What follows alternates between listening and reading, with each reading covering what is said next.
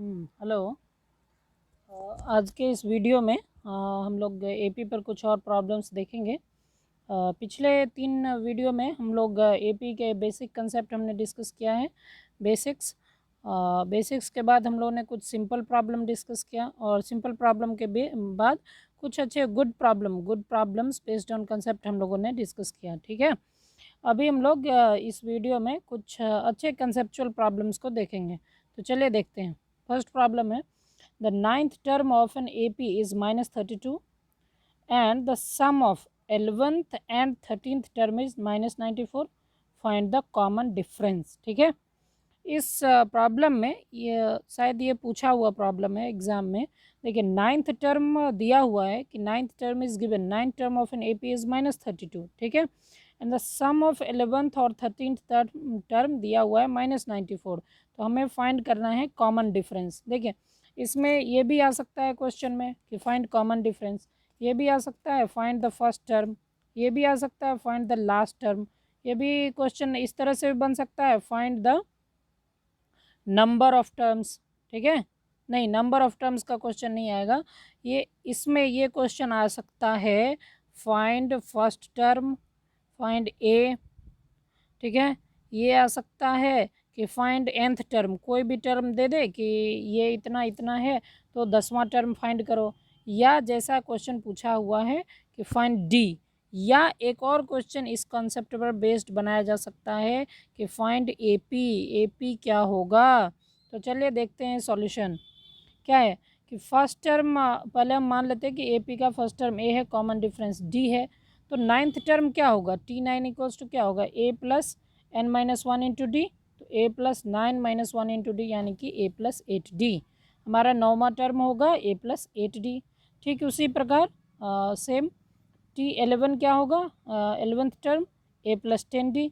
और T13 क्या होगा? 13th टर्म ए प्लस 12D। ठीक है, अब क्वेश्चन में दिया गया क्या है कि T9th जो 9th टर्म है वो -32 के इक्वल है, जो 11th टर्म और जो 13th टर्म है उसका जो सम है वो -94 है और डी फाइंड करना है। ठीक है, तो 9th टर्म -32 है, that means A plus 8D क्या होगा? -32 के बराबर होगा। ये हमारा हो गया इक्वेशन नंबर 1। ठीक है, अब हम लोग देखते हैं T11 प्लस T13। तो T11 क्या हुआ? ए प्लस 10D, ए प्लस 10D, और T13 क्या है? A plus 12D। तो A plus 10D plus a plus 12D कितना है? -94। दोनों को ऐड करने पर हमें क्या मिलेगा? ए प्लस 8 2A, और 10 प्लस 12 22। ठीक है, तो 2A plus 22D equals to -94। इसमें से 2 कॉमन ले लेंगे। ठीक है, 2 इंटू ए प्लस 11D। ठीक है, तो कितना हो जाएगा? -94। तो ए कितना हो जाएगा? -94/2 यानी कि -47। ठीक है, तो हमारे पास दो इक्वेशन आ गए। First equation a equals to A plus 8D equals to -32, और दूसरा equation a plus 11D equals to -47। इस दोनों इक्वेशन को हम लोग सॉल्व करके इससे डी का वैल्यू फाइंड करेंगे। देखिए, सब्सट्रैक्टिंग इक्वेशन 1 फ्रॉम इक्वेशन 2। ठीक है, तो A plus 11D equals to कितना था? -47। उसमें से हम लोग इक्वेशन 1 सब्सट्रैक्ट करेंगे, ए प्लस 8D इक्वल्स टू -32। ठीक है, सब्सट्रैक्ट कर रहे हैं, साइन चेंज हो जाएगा, ए कैंसिल, 11D माइनस 8D हो जाएगा 3D। तो 3D इक्वल्स टू -47 प्लस 32, ये कितना हो जाएगा? 3D equals to -15। तो D का वैल्यू क्या आ जाएगा? -15/3 यानी कि -5। यही हमारा आंसर है जो इस क्वेश्चन में पूछा गया है। लेकिन हम एक क्वेश्चन को के कंसेप्ट को और भी क्वेश्चन में अप्लाई कर सकते हैं कि इस क्वेश्चन को और किस किस तरह से पूछा जा सकता है। तो ये तो हो गया कॉमन डिफरेंस -5। इसमें ए का वैल्यू हम फाइंड कर सकते हैं। तो देखिए, अगर आपसे पूछा जाए कि पहला टर्म फाइंड करो, ए इक्वल्स टू क्या होगा, तो देखिए यही डी का वैल्यू जो दिया हुआ है, यही डी का वैल्यू आप किसी भी इक्वेशन में रख दो। मैंने इक्वेशन 1 में रखा है, तो A plus 8D equals to -32 है। तो ए माइनस 8 इंटू -45, 8 इंटू -5, ये क्या हो जाएगा? ए -40। तो ए -40 इक्वल्स टू -32। तो ए का वैल्यू क्या होगा? 40 माइनस 32, तो ए इक्वल्स टू 8। तो हमें इस ए पी में क्या मिला, ए इक्वल्स टू 8, देखिए ए इक्वल्स टू 8 और डी इक्वल्स टू कितना मिला था, डी इक्वल्स टू मिला था -5, ठीक है। तो ये दो वैल्यू आ गया। ए पी क्या होगा, अगर ए पी फाइंड करना होगा तो ए पी क्या हो जाएगा, 8 से स्टार्ट करेंगे, -5 ऐड करते जाएंगे, 8 - 5 3, 3 - 5 -2, -2 - 5 -7, सो ऑन। ये हमारा ए पी हो गया। तो एक क्वेश्चन से हम लोगों ने समझा कैसे डी फाइंड कर सकते हैं, कैसे ए फाइंड कर सकते हैं, और कैसे ए पी अगर फाइंड करना हो तो वो भी फाइंड कर सकते हैं।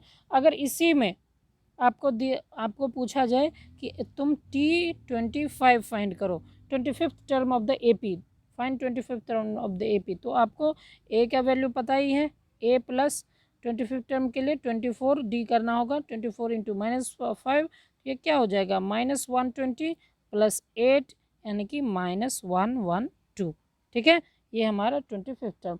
तो इस कंसेप्ट पर बेस्ड कोई भी क्वेश्चन आएगा तो आप इसको ऐसे बना लेंगे। चलिए दूसरा प्रॉब्लम देखते हैं। दूसरा प्रॉब्लम है, if 4 times the fourth term, if 4 times the fourth term of an AP is equal to 18 times the 18th term, then find its 22nd term, ठीक है। अगर 4 टाइम्स ऑफ फोर्थ टर्म, जो fourth term होगा यानी कि T4, इसका 4 time, ये किसके बराबर है, 18 टाइम्स ऑफ 18 टर्म, ठीक है। 4 इंटू T4 जो है वो 18 इंटू T18 के बराबर है। तो पूछ रहा है कि T22 इक्वल्स टू क्या होगा, ये क्वेश्चन है। देखिए ये क्वेश्चन 2012 में CBSE ने पूछा है एग्ज़ाम में। तो चलिए देखते हैं इसका सॉल्यूशन। देखिए मान लेते हैं कि पहला टर्म हमारा ए है, कॉमन डिफरेंस डी है एज यूजुअल। तो T4 इक्वल्स टू क्या होगा, a प्लस 3d, क्योंकि हमारा Tn इक्वल्स टू क्या होता है, a plus n-1 into D, ठीक है। तो T4 क्या हो जाएगा, a प्लस 3d। T18 क्या होगा, a प्लस 17d। और T22 क्या होगा, a प्लस 21d। ये हमें फाइंड करना है। तो चलिए देखते हैं। 4 टाइम्स ऑफ T4 मतलब 4 into T4 equals to 18 into T18, यानी 4 into a plus 3d equals to 18 into a plus 17d। तो देखिए 4a plus 12d equals to 18a plus 18 into 17 is 306, so 306d। तो ये क्या हो जाएगा, हम दोनों टर्म को उस साइड ले गए, तो 18a माइनस 4a 14a, और देखिए 12d 306d माइनस 12d, तो ये क्या हो जाएगा 294, यानी 0 equals to 14a plus 294d, ठीक है। देखिए फिर हम लोगों ने क्या किया, जो टर्म RHS में था इसको पूरा का पूरा LHS में, जब हम पूरे के पूरे टर्म को LHS से RHS ले जाते हैं तो हमारा साइन चेंज नहीं होता है। तो 14 हमने कॉमन ले लिया, तो 14 into a plus 21d equals to 0, तो a plus 21d equals to 0। तो हम इससे प्रूव कर देते हैं कि T22 का वैल्यू क्या है, 0 है। ये कैसे हुआ, क्योंकि a प्लस 21d, देखिए हमने यहाँ पर, हाँ a प्लस 21d हमें फाइंड करना था, जो कि हमें क्या आया, 0 आ गया, ठीक है। तो इसलिए T22 का वैल्यू क्या हो गया हमारा, 0 हो गया, ठीक है।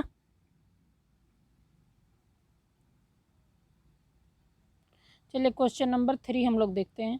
Find the common difference of an AP whose first term is 5 and the sum of its 4 terms is half the sum of next 4 term. मतलब कि कॉमन डिफरेंस फाइंड करना है, ठीक है। First term a equals to 5 given है, and the sum of 4 terms, जो पहले 4 term का जो सम है वो बाद वाले 4 टर्म के सम का हाफ है, ठीक है। देखिए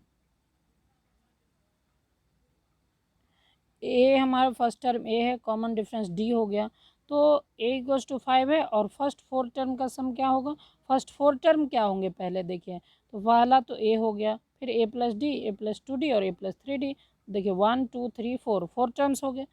अब बाद वाले 4 टर्म्स कौन से हो जाएंगे, ए प्लस 4d, ए प्लस 5d, ए प्लस 6d और ए प्लस 7d, ठीक है। तो क्वेश्चन में क्या कह रहा है कि सम ऑफ फर्स्ट 4 टर्म्स, यानी कि a plus a plus d plus a plus 2d plus a plus 3d, ये क्या है, half of sum of next 4 terms. ठीक है, तो नेक्स्ट 4 टर्म्स कौन कौन से हैं, a plus 4d, a plus 5d, a plus 6d, a plus 7d। ठीक है, ये इसका हाफ है। जब हम लोग सिंप्लीफाई कर, देखिए आप पहले भी वैल्यू रख सकते हैं ए का, लेकिन अगर आप जितना वैल्यू रखेंगे क्वेश्चन उतना कम्प्लेक्स होता जाएगा, इसलिए हम पहले वैल्यू नहीं रखेंगे, पहले सिंप्लीफाई करेंगे। तो इसको ऐड करने पर हमें क्या मिला, 4a plus d 2d 3d 6d। सो 4a plus 6d equals to 1/2 into, और 4a यहाँ भी हो जाएगा, and 4 5 9 9 6 15 15 7 22। So 4a plus 22d। ठीक है, 2 से डिवाइड करने पर ये क्या हो जाएगा, 2a प्लस 11d। सो 4a plus 6d equals to 2a plus 11d। 2a इधर आ जाएगा तो ये 2a हो गया, 6d माइनस 11d ये 5d हो जाएगा। ठीक है, तो 2a minus 5d equals to 0, तो 5d क्या हो जाएगा, minus 5d equals to minus 2a। ठीक है, तो d इक्वल्स टू क्या हो जाएगा, 2a/5। तो a का वैल्यू अब हम लोग 5 यहाँ पुट करेंगे, तो a का वैल्यू 5 पुट करने पर क्या हो जाएगा, 2 इंटू 5/5, तो d का वैल्यू हमें 2 आंसर आ गया। ठीक है, यही कॉमन डिफरेंस हमें फाइंड करना था।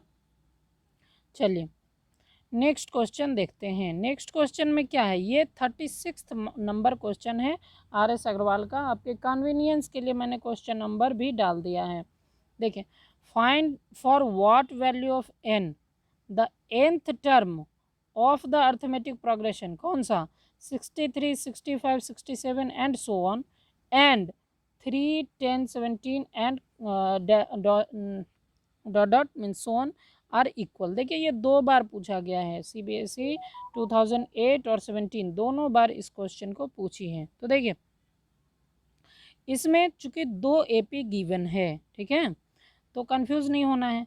पहला जो AP है वो 63 से स्टार्ट होता है, ये AP है, 63 65 67 एंड सो ऑन, ये एक AP है। दूसरा जो AP है ये 3 से स्टार्ट होता है, 3 10 17 एंड सो ऑन, ये दूसरा AP है। अब पहला AP में a इक्वल्स टू 63 है, d इक्वल्स टू क्या हो जाएगा, 65 माइनस 63, d इक्वल्स टू 2 हो जाएगा। तो हम tn कह रहा है ना कि n के किस वैल्यू के लिए tn दोनों में इक्वल होगा, तो पहले tn इसमें निकालते हैं। tn इक्वल्स टू क्या होता है, a plus n minus 1 into D. तो a हमारा 63 है, तो 63 प्लस n माइनस 1 इंटू, और d हमारा 2 है। तो देखिए 63 प्लस n माइनस 1 इंटू 2, तो ये क्या हो जाएगा, 63 प्लस 2n माइनस 2, यानी कि 63 माइनस 2 61 प्लस 2n। ठीक है, तो इस AP के लिए tn का वैल्यू हो गया 61 प्लस 2n। अब इस AP में आते हैं, तो देखिए a इक्वल्स टू 3 है, d इक्वल्स टू क्या हो जाएगा, 10 माइनस 3, 10 माइनस 3 यानी कि 7, d इक्वल्स टू 7 है, तो tn का वैल्यू क्या हो जाएगा, 3 plus n minus 1 into D. तो 3 प्लस n माइनस 1 इंटू 7, तो क्या हो जाएगा, 3 प्लस 7n माइनस 7, तो -4 प्लस 7n। तो इसके लिए, इस AP के लिए जो AP फर्स्ट है, इसके लिए tn का वैल्यू 61 प्लस 2n, और जो AP सेकेंड है इसके लिए tn का वैल्यू -4 प्लस 7n। अब हम लोग क्या करेंगे, दोनों tn को इक्वेट करेंगे, क्योंकि दोनों tn इक्वल है। तो 61 plus 2n equals to -4 plus 7n। जब हम लोग इस 7n को LHS में रखेंगे तो 2n minus 7n equals to -4, और 61 इधर आ जाएगा तो ये भी -61, यानी कि 2n माइनस 7n क्या हो जाएगा, -5n, -5n इक्वल्स टू -65, तो n इक्वल्स टू क्या हो जाएगा, -65/-5, तो ये क्या हो जाएगा, n इक्वल्स टू 17। ठीक है, तो n का वैल्यू 13 आ गया। अगर जैसे n के लिए दोनों AP में जो T13 का वैल्यू होगा, T13 का वैल्यू दोनों AP के लिए क्या होगा, सेम होगा। ठीक है, अब इसको वेरीफाई करने के लिए हम लोग क्या करते हैं कि T13 का वैल्यू फाइंड करते हैं। तो देखिए T13 का इसके लिए क्या होगा वैल्यू, 61 प्लस 2d। तो देखो 61 प्लस 2 इंटू 13, तो क्या हो जाएगा, 61 प्लस 26, ये वैल्यू आ गया 87। और दूसरे AP के लिए दूसरे एपी के लिए देख लो, T13 का value -4 plus 7 into 13, 7 into 13 91, 91 minus 4 कितना आ गया 87। ठीक है, तो दोनों एपी के लिए क्या होगा, हमारा वैल्यू सेम हो गया। ठीक है, तो इसीलिए for what value of n the nth term of both AP are equal, so for the value will be 13 ना, 13।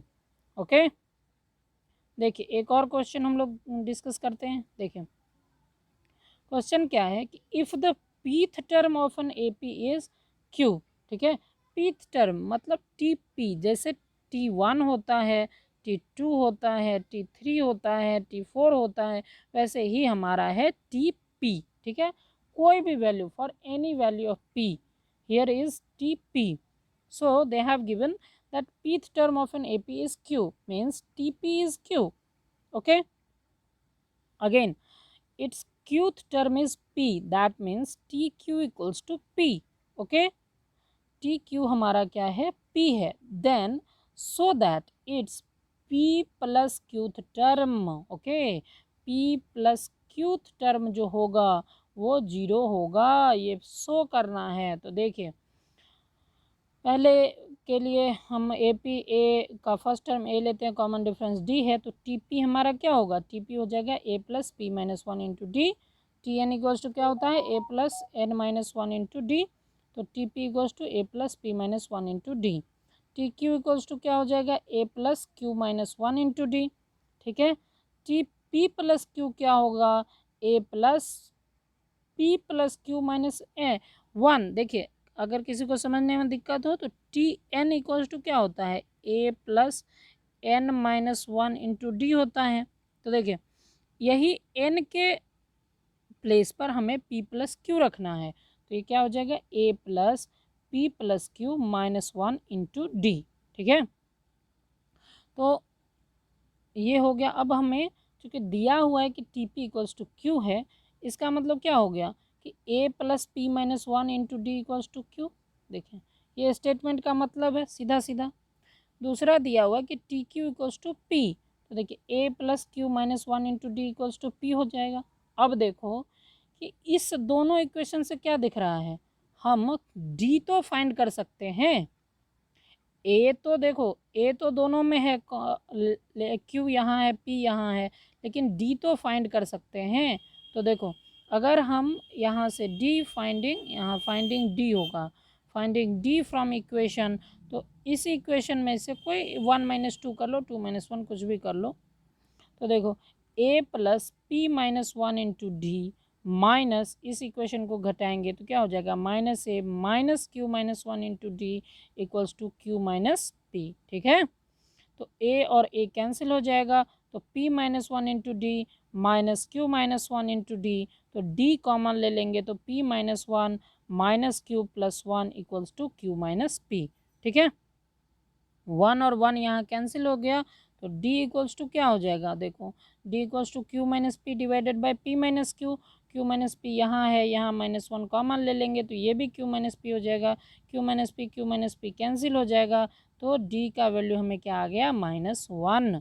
ठीक है, यहाँ से हमें d का वैल्यू माइनस वन फाइंड हो गया। अब हम लोग चलते हैं कि t, चूँकि हमें नेक्स्ट फाइंड करना है कि जो p प्लस क्यू टर्म है, ठीक है, टी पी प्लस क्यू क्या है, जीरो है, ये हमें शो करना है। ठीक है, क्वेश्चन मत भूलिए। तो क्वेश्चन क्या है कि टी पी प्लस क्यू, देखिए टी पी प्लस क्यू क्या होता है, A plus P plus Q minus one into D, expand करने पर क्या मिलेगा, A plus P D plus Q D minus D.